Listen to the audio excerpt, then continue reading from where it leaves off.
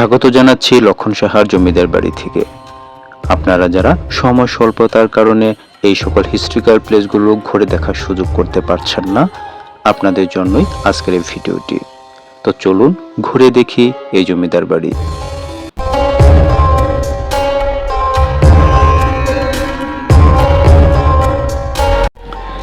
এই বাড়িটি হচ্ছে নরসিংদী জেলার পলাশ থানার ডাঙ্গা উপজেলার জয়নগর এলাকায়। নতুন নয়, পুরাতনের খোঁজেই। আর পুরাতন টিকে থাকে ইতিহাস ঐতিহ্যকে ধারণ করে।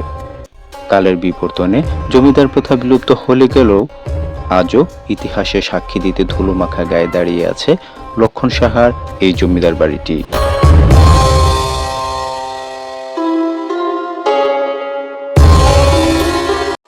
জমিদার বাড়ির মূল ভবনের পাশে রয়েছে একটি পরিত্যক্ত মন্দির।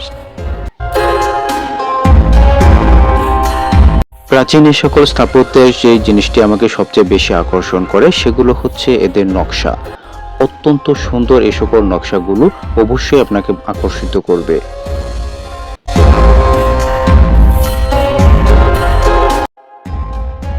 এই মন্দিরে যে নকশাগুলো আছে সবগুলো হচ্ছে ফুল পাতা সহ বিভিন্ন ধরনের নকশা।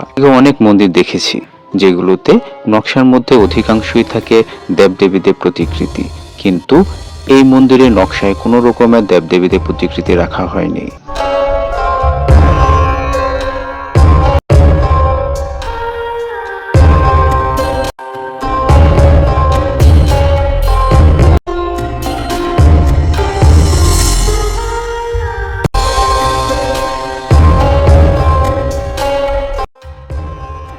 তো চলুন এবার মূল ভবনের ভেতরে ঢোকা যাক।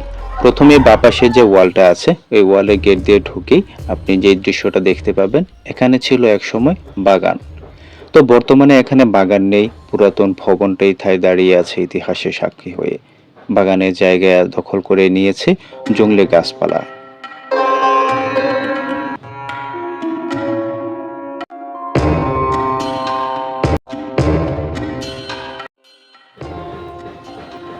এই জমিদার বাড়িটি হচ্ছে দোতলা বিশিষ্ট।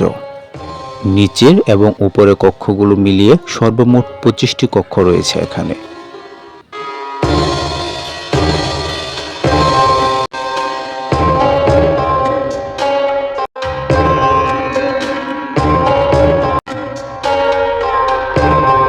সিঁড়ি দিয়ে উপরে উঠে আমি ভীষণ রকম অবাক হয়েছি।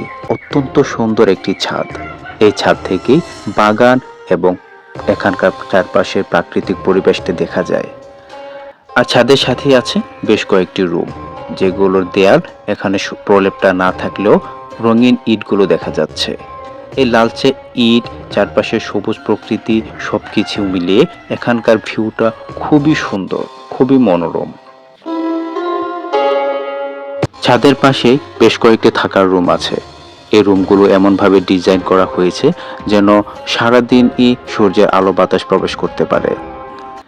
এই রুমে প্রত্যেকটা রুমেই এখানে 5 থেকে 8টি দরজা জানালা রাখা হয়েছে। মোট কথা খুব একটি খোলা পরিবেশ, সাথে হচ্ছে বারান্দা, সবকিছু মিলিয়ে চমৎকার একটা ভিউ।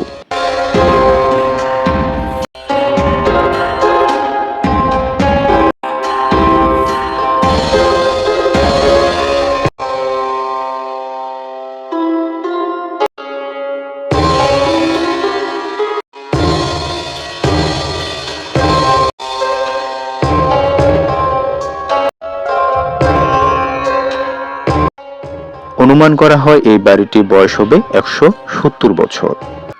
সে সময় ভারতবর্ষের এই এলাকাটি ছিল দেবোত্তর হিসেবে।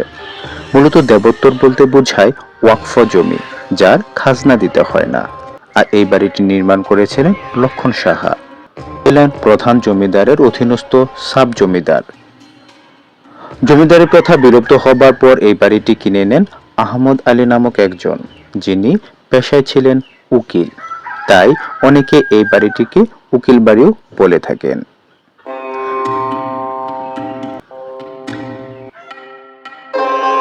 উকিল আহমদ শাহ এই বাড়িটির নতুন নামকরণ করেন ওনার স্ত্রীর নামে। বর্তমান নাম হচ্ছে জামিনা মহল।